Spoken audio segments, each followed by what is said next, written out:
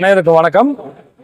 இந்த சிலம்ப போட்டி வந்து வருடம் அதாவது இன்டர்நேஷனல் லெவலில் வெளிநாட்டிலேருந்து ஒரு 5-6 கண்ட்ரிலேருந்து இதுக்கு ரெகுலராக வந்து கலந்துக்கிறாங்க. இந்தியா லெவல்லையும் நிறையா போட்டியாளர் இருக்காங்க.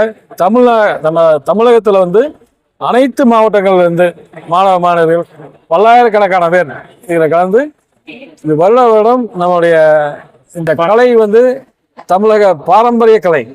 இந்த கலை வந்து உயிர்ப்பிச்சு இந்த கலை வந்து மேலும் மேலும் வளர வேண்டும் என்பதற்காக எங்கள் தந்தையாரின் நினைவாக இந்த போட்டியை வந்து வருஷம் நாங்கள் நடத்தி கொடுக்குறோம். இதில் வந்து கலந்து கொண்ட அனைத்து மாணவர்கள், விளையாட்டு வீரர்கள் அனைவருக்கும் வாழ்த்துக்கள். இந்த போட்டியை மிகவும் சிறப்பாக நடத்த மிகவும் பேரு உதவியாக இருக்கின்ற அண்ணன் சுதாகரன் அவர்கள் இந்த போட்டியை வந்து இங்க நம்ம கோயம்புத்தூர் சேர்ந்த ரமேஷ் வந்து மிகவும் சீரும் சிறப்பாக நடத்திட்டு இருக்கார் வருடம்.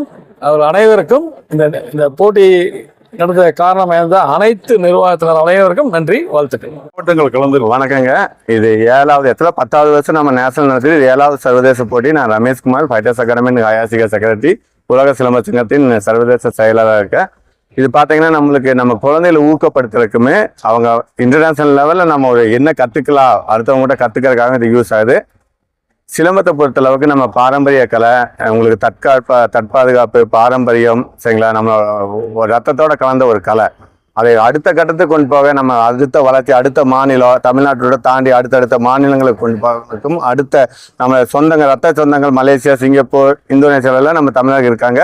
அவங்க கூட்டம் பரப்பி அந்த கலையை மேம்படுத்தவும் அது அவங்களுக்குள்ள ஒரு ஒற்றுமையை பண்ணி நம்ம எப்படி திறமையை வளர்த்துக்கிறதுக்காகவும் இந்த போட்டி நடக்குது.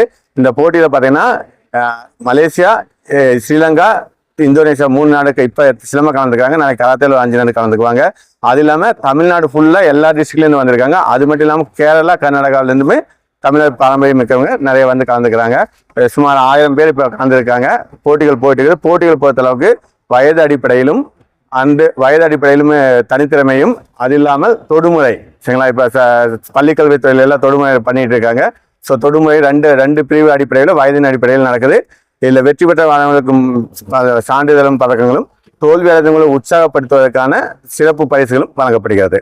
இது அவர்களுக்கு மேலும் மேலும் உற்சாகப்படுத்தி அடுத்த நிலைமைக்கு கொண்டு போக அவங்க விளையாட்டை மீண்டும் தொடர நாங்கள் உதவுகிறோம். நன்றி.